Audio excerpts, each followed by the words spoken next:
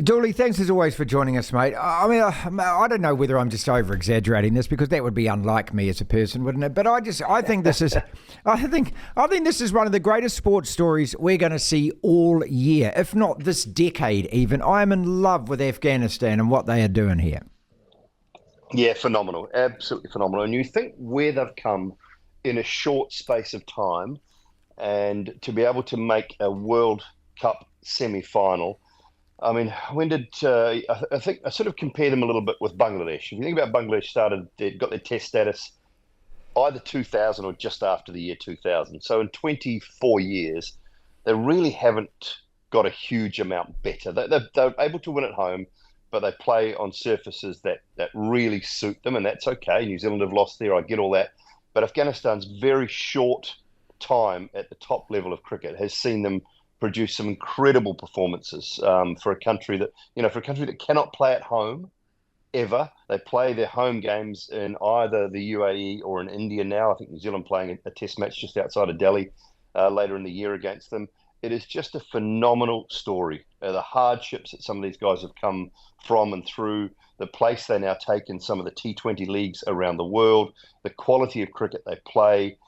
It is just a phenomenal story, and I'm with you. I'm not sure we'll see many better stories in any sport, male or female, throughout the year.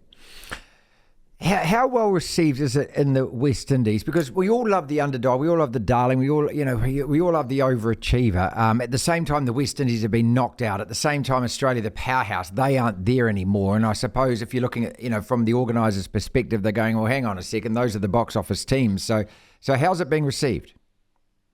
I think from a television point of view, as long as India is still in, it's box office anyway, and that's right, where 90% of the audience is coming from. The reason that India are playing all their games at 10:30 a.m. is purely and simply for the Indian audience, the Indian television time, and that's part of the deal with with the amount of money they put into the World Game now. So it's been received very well. I mean, they've had great support. Every ground they've been to, they've had great support. They, all of the people around the ground, whether it be from the ground staff, they're so respectful to them, to the people that cook the meals, all that sort of stuff. They absolutely love this Afghanistan side. And, what they've done, the journey they've come on, I think they've trained, Marty, I genuinely say this, they've trained harder than any other team in the competition. They've trained most of their off days. They only had one day off training, even when they've travelled, and that was the day before the game against Bangladesh last night. That was purely because they'd already played a game against Australia at the ground.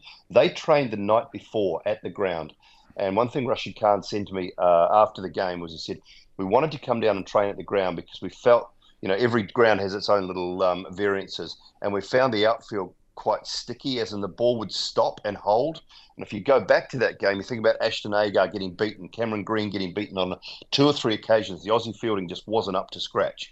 They'd been down the night before and trained for 2.5 hours on that ground just because they hadn't been there before. So the little things that they are just leaving no stone unturned just shows you the level of professionalism that they have. And they've been incredibly well received. Look, West Indies being out of the tournament has been a bit of a blow from a local fan's point of view. I get that.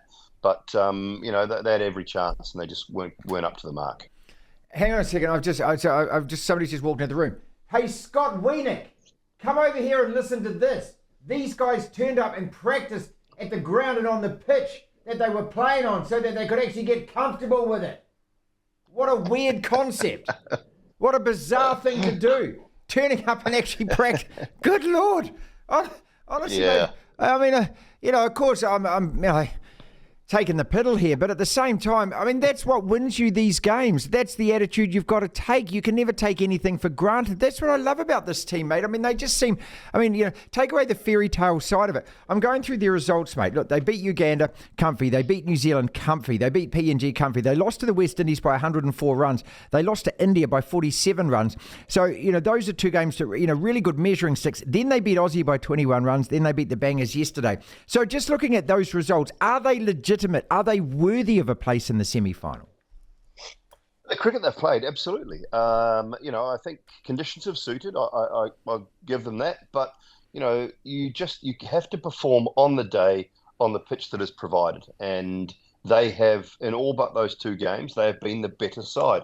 You get them on a very flat pitch, on a very good batting surface, they're probably still a little bit behind the top sides. If they play Australia, India, England on a really, really good pitch, or like they did the West Indies on a really, really good pitch, their batting is probably not quite up to it, but they know how to graft and fight on fairly tough surfaces.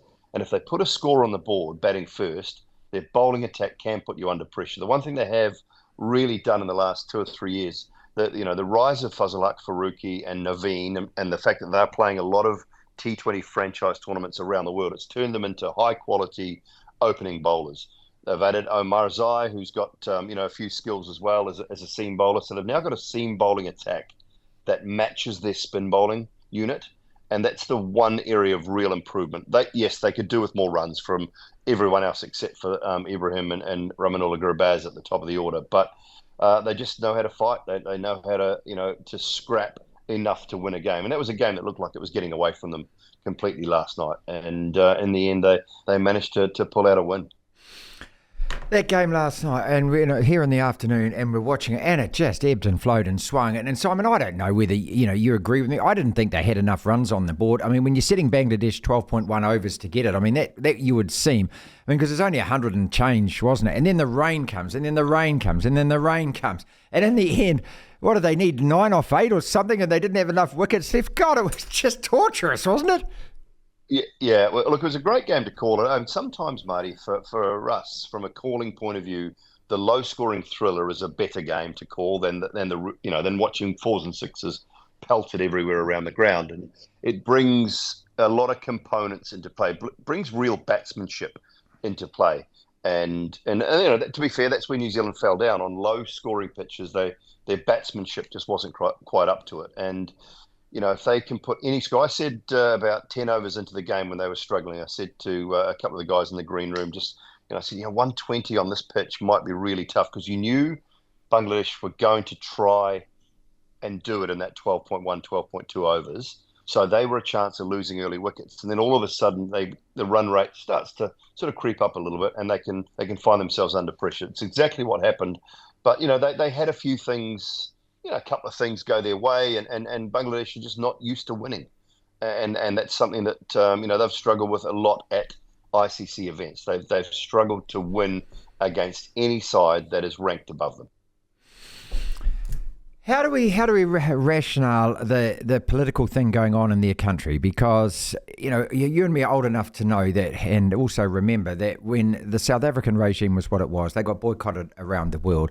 We've seen it across many sports and various occasions, including Australia recently, who refused to play them in test matches and things. This is a country that is ruled by the Taliban.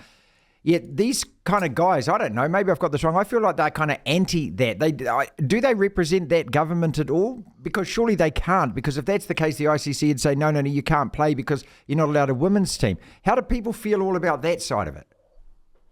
Yeah, it's a different one, a very interesting one. I mean, politically, I guess we're sort of hidden away down in New Zealand, aren't we? Not that I'm there anymore, but we don't understand the way that they live and how they live and the political history of the country. And I think that's, not that I condone it. I think it's, I certainly don't condone it, but how they choose to do things is vastly different, and how a lot of countries choose to do things is vastly different.